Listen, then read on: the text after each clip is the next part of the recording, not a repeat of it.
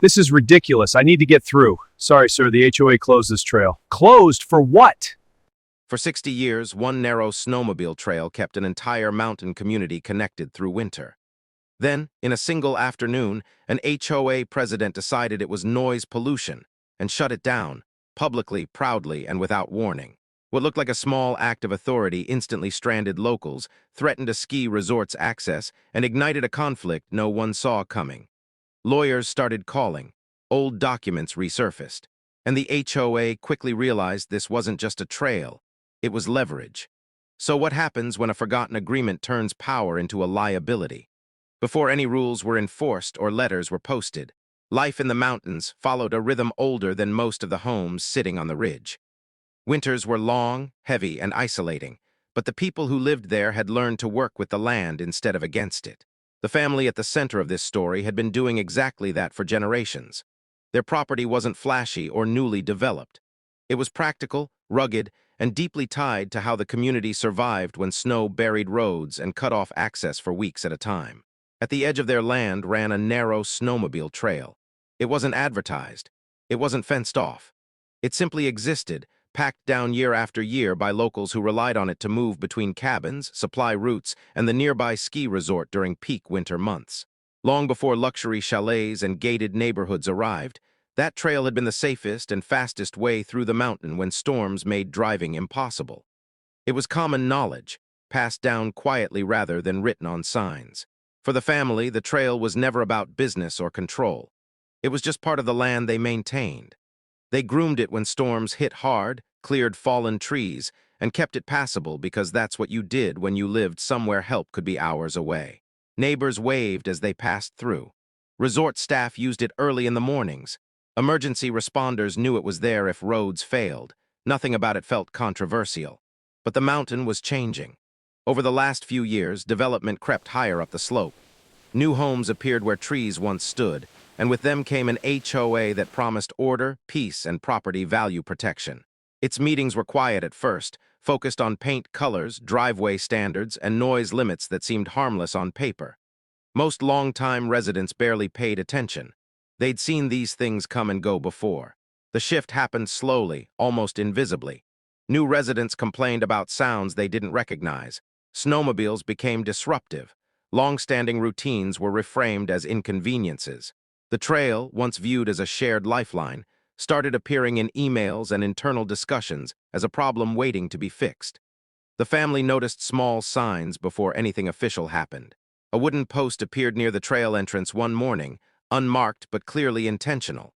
Someone placed orange tape along a section that had never needed it before. Questions from unfamiliar faces started popping up, polite but pointed. Who owns this? Is this allowed? Has this been approved? Still, nothing felt urgent. After all, the trail had existed longer than the HOA itself. It had survived changing seasons, ownership transfers, and even past disputes that never went anywhere. There was no reason to believe this time would be different. Until one afternoon, without discussion or warning, the tone changed completely. What had always been treated as part of the mountain's unwritten rules was suddenly being reframed as a violation.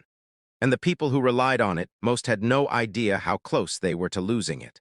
The change didn't arrive with a single announcement. It crept in through paperwork, tone shifts, and quiet decisions made far from the trail itself. What had once been an unspoken agreement between neighbors suddenly became a subject of scrutiny, then control. The HOA's involvement started subtly, almost politely, but each step carried more weight than the last. First came the notices, not fines yet, just informational letters slipped into mailboxes and posted digitally on community boards.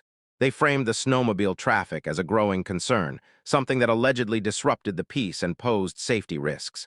The language was careful, legal-sounding, and deliberately vague. No specific incident was cited. No damage was referenced, just concern, just precaution. But the implication was clear: the trail was now on their radar. The family tried to understand where this was coming from. They walked the trail more often, watching who used it and when. Nothing had changed. The same locals passed through at the same times they always had.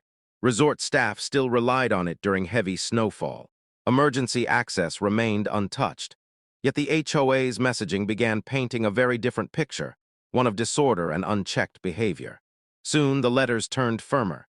The HOA claimed authority over shared environmental impact zones, a phrase that sounded official but wasn't clearly defined anywhere.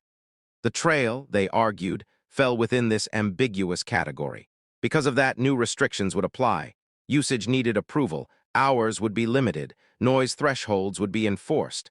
None of this had been discussed with the landowners. None of it acknowledged the trail's history. Then the monitoring began. Small trail cameras appeared near the access points, mounted just high enough to avoid obvious detection. HOA volunteers started showing up during peak snowmobile hours, taking notes, snapping photos, and marking times. Each sighting added pressure. Every pass along the trail now felt observed, judged, and logged. The first fine arrived shortly after. It wasn't large, but it was symbolic. The HOA claimed unauthorized recreational use on private adjacent land. The family disputed it immediately, submitting records, old surveys, and statements from long-term residents. The response was slow, dismissive, and cold. The fine stood, and once that precedent was set, the rest followed quickly. More fines, larger ones, accusations of repeated violations, threats of daily penalties if non-compliant behavior continued. The HOA framed the issue as enforcement, but the pattern told a different story. Every escalation came from one side, and every attempt at clarification was ignored. What made it worse was how public it became. The HOA president began posting updates online, framing the trail's shutdown as a win for the community. Videos appeared showing barricades being installed, signage going up, and sections of the trail deliberately blocked. The tone wasn't neutral, it was triumphant. The trail was referred to as a nuisance, its users dismissed as outdated and inconsiderate. That's when the broader impact became impossible to ignore. The ski resort, which had quietly depended on that access route for decades, suddenly found itself scrambling. Equipment transport was delayed. Staff arrival times were affected. Emergency contingency plans no longer worked the way they were supposed to. The mountain community felt it almost immediately. What had been framed as a small HOA matter was now disrupting an entire winter economy. The family watched this unfold with a growing sense of disbelief. Every attempt to explain the consequences was brushed aside. The HOA insisted the resort could adapt. Locals were told to find alternatives. History was treated as irrelevant. Authority was all that mattered now. Behind the scenes, pressure mounted. Lawyers sent letters. Surveyors were hired. Old property records were pulled from archives and county offices. What emerged was messy, layered, and inconvenient for anyone trying to simplify the issue. The trail didn't just predate the HOA. It predated most of the development entirely. There were references to it in maintenance agreements, emergency access plans, and even tax documents tied to the land.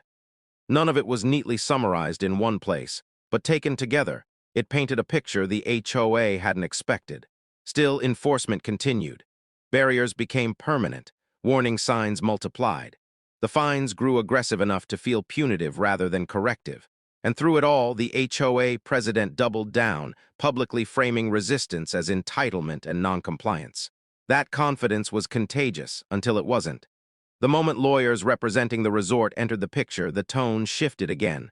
Requests for documentation were sent. Authority was questioned.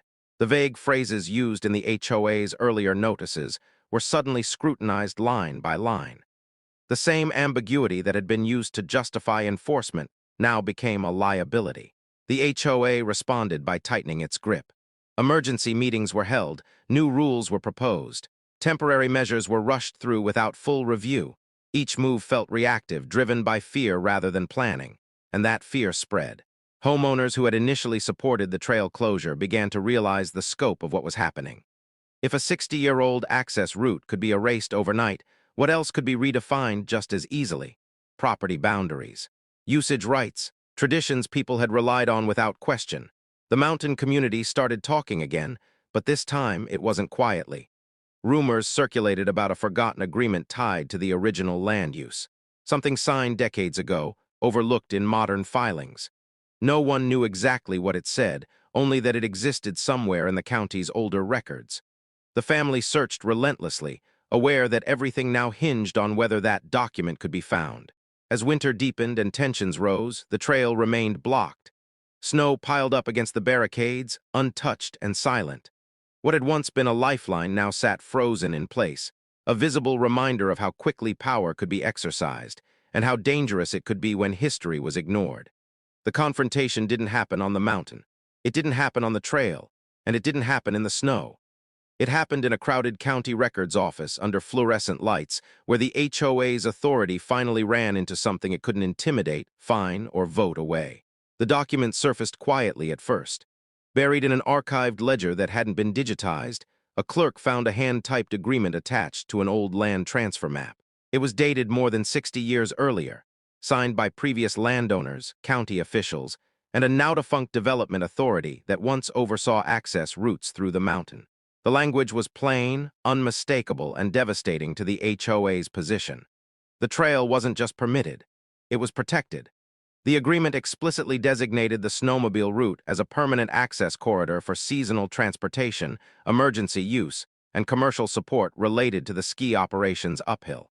It granted maintenance rights to the landowner family and guaranteed uninterrupted access regardless of future subdivision, development, or association governance. It even anticipated organizations formed after the date of signing and limited their authority over the corridor. In other words, the HOA had no power here, never had. The moment the family's attorney confirmed its validity, everything accelerated. Copies were sent to the HOA board, the resort's legal team, and the county. What had been a slow, grinding dispute instantly became an emergency for the association. An emergency board meeting was called within hours. The HOA president arrived confident, visibly irritated, and still convinced this was a misunderstanding that could be managed. But as the document was read aloud, line by line, that confidence collapsed. There was no loophole, no vague language to reinterpret, no modern override. The trail's status was locked in long before the HOA existed. The room shifted. Board members who had supported enforcement suddenly grew silent. Questions turned sharp. Why hadn't this been found earlier? Why were fines issued without confirming jurisdiction? Why was public footage posted declaring victory over something they didn't own? The president tried to regain control by reframing it as a technicality.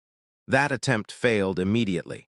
The county representative present made it clear that continued obstruction now carried legal consequences. The resort's attorney followed by outlining damages tied directly to the blocked access, financial losses, safety risks, and reputational harm. That's when the pressure flipped.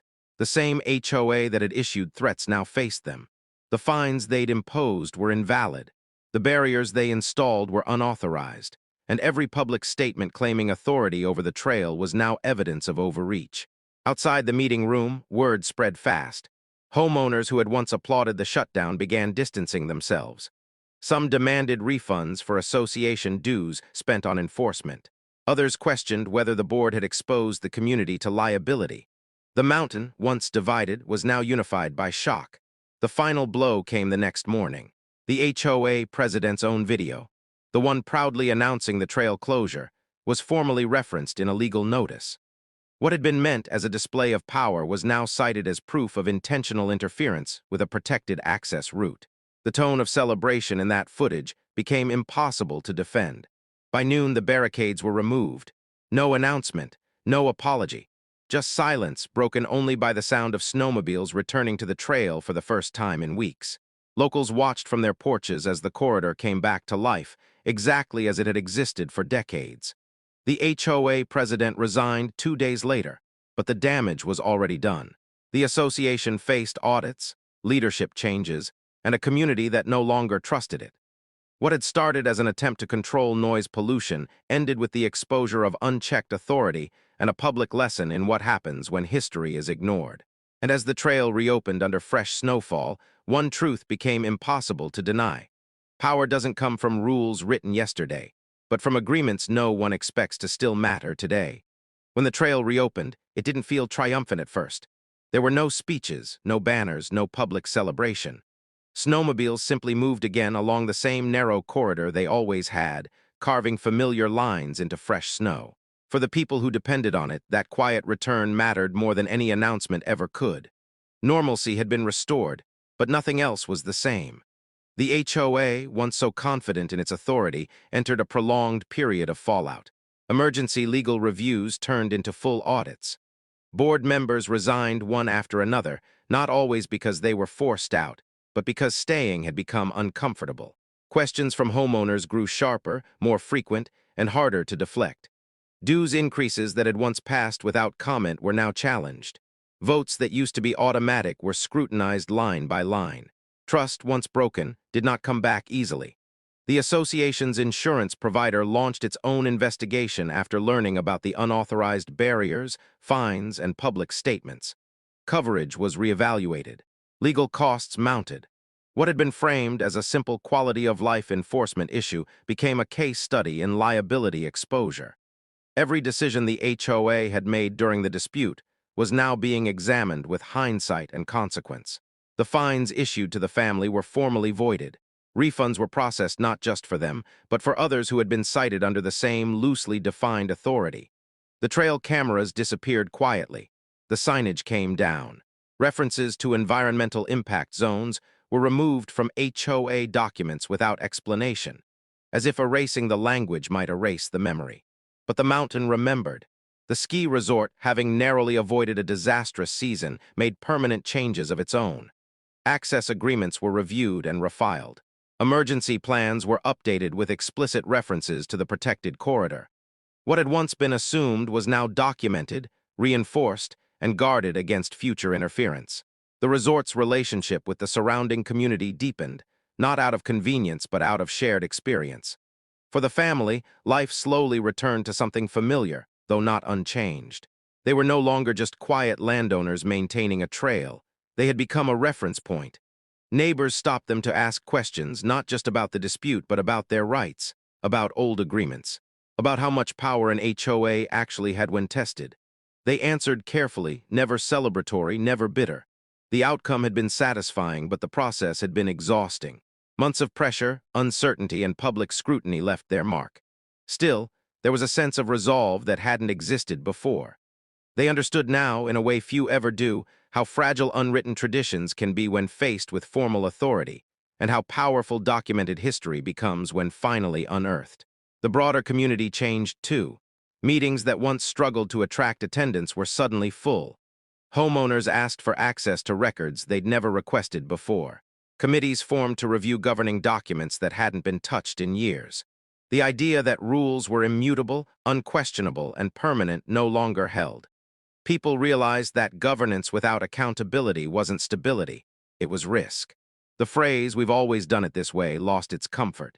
In its place came something healthier, if less convenient: scrutiny. As for the former HOA president, their departure was swift and unceremonious. No farewell message. No final defense. Just a resignation notice citing personal reasons. The videos that once showcased authority were quietly deleted, though copies continued to circulate among locals as reminders of how confidence can curdle into overreach. Reputation, once damaged, lingered. New leadership stepped in with promises of transparency and cooperation. They reached out to the family, to the resort, to county officials. Apologies were offered privately, sometimes awkwardly, sometimes sincerely. But even the most genuine efforts couldn't fully undo what had happened. Authority had been tested and found wanting. Winter passed, then another. The trail remained open, unchanged, still doing exactly what it had always done, connecting people when snow made everything else harder. It was no longer invisible, though. It had become symbolic, not just of access, but of restraint. A reminder etched into the landscape that power should never move faster than understanding. The real impact of the dispute wasn't the reopened trail or the dissolved fines. It was the shift in awareness.